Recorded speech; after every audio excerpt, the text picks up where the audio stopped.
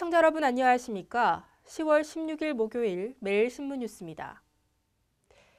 대구의 주택시장이 부동산 과열로 곳곳에 경고음이 울리고 있습니다. KB금융지주경영연구소가 분석한 최근 3년간 주택가격 누적 변동률을 보면 대구는 25.6%로 전국 평균 3%는 물론이고 6개 광역시 평균 7.8%의 3배를 넘어섰습니다. 2008년 3만 가구를 조금 웃돌던 대구 주택매매 거래량은 5만 가구 수준으로 올라섰고 최근 2년간 청년 경쟁률도 8.8%로 전국 2.6%, 서울 4.1%를 훨씬 웃돌았습니다. 하지만 이런 지표와 달리 미분양 가구가 다시 증가하고 있고 완판 행진을 이어가던 대구 테크노폴리스와 세천지구 등에서 계약률이 70에서 80%에 그쳤습니다. 특히 급증한 주택 공급 물량도 우려를 키우고 있습니다.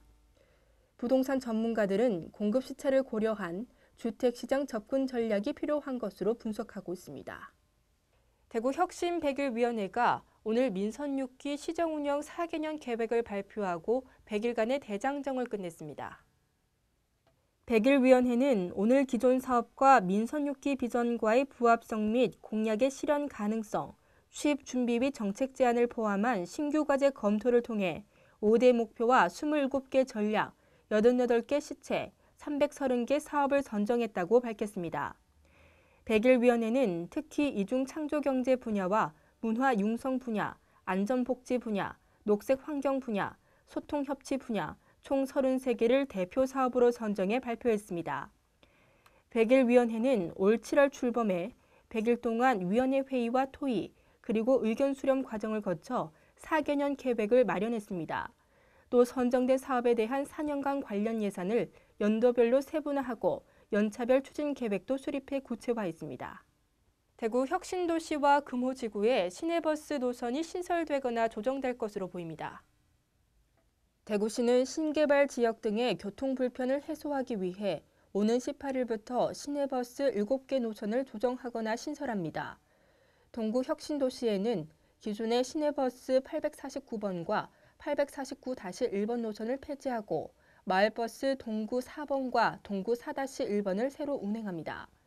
북구 금호지구에도 인근 팔달시장과 북구청을 연결하는 마을버스형 노선을 신설하고 북구 4번을 투입합니다. 세계 활을 직접 체험할 수 있는 예천 세계활축제가 어제 성황리에 개막했습니다.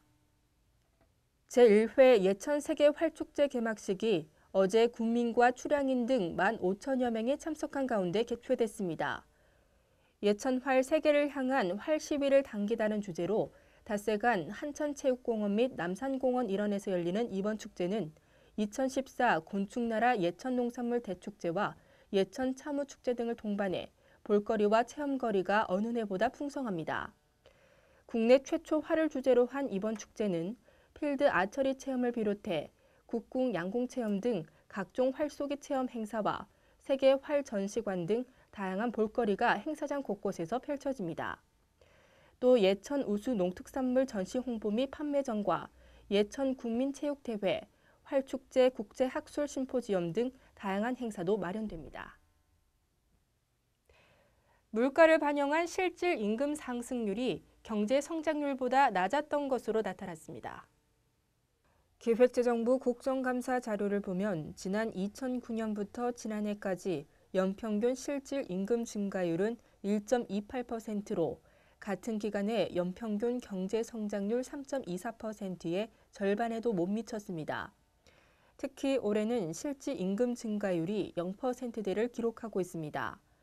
한국은행에 따르면 올해 상반기 실질 임금 증가율은 0.99%로 경제는 성장하지만 근로자 임금은 그만큼 오르지 않는 임금 없는 성장이 지속되고 있습니다. 이처럼 실질 임금 상승률이 둔화된 건 기업들이 경기 부진으로 성과급과 상여금을 줄이고 비정규직 일자리가 증가하고 있기 때문으로 분석됩니다. 오늘 전국이 맑겠습니다. 다만 바람이 강하게 불어서 많이 쌀쌀하겠는데요.